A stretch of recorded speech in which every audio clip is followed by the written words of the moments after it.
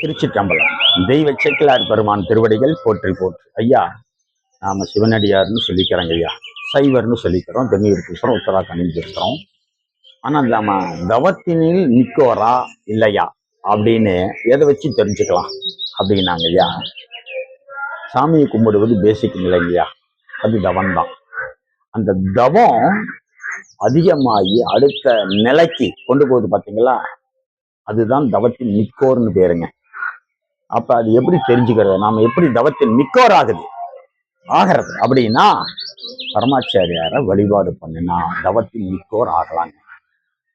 இதுக்கு எங்கேயும் ஒரு எடுத்துக்காட்டு சொல்லுங்க பார்க்கலாம் அப்படின்னு உங்களோட மைண்ட் வாய்ஸ் எனக்கு கேட்குது.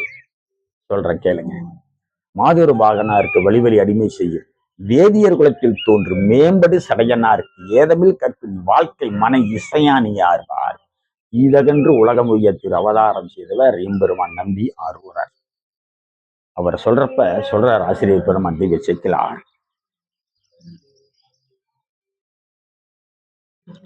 தவத்தினால் மிக்கோர் போற்றும் நம்பி ஆரூரர் அப்படிங்கிறாருங்க. தவத்துல மிக்கோர் தான் நம்பி ஆரூரர் போற்ற முடியும். அதனாலதான் உபமன்ய முனிவர் போற்றினார்.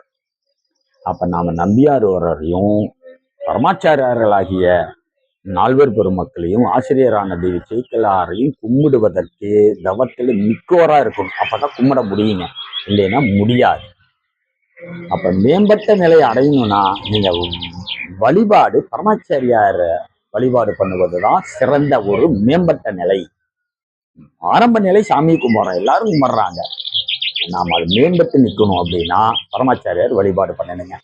பரமாச்சாரியார் இல்லாம சைவம் இல்லை. இதுதான் உண்மை, பெரிய புராணம் காட்டக்கூடிய உண்மை. இந்த உண்மையை உணர்ந்து நம்ம பரமாச்சாரியாரை வழிபாடு பண்ணுவோம். தவத்தின் மிக்கோரா நாமளும் ஆகலாம். திருச்சிற்றம்பலம்.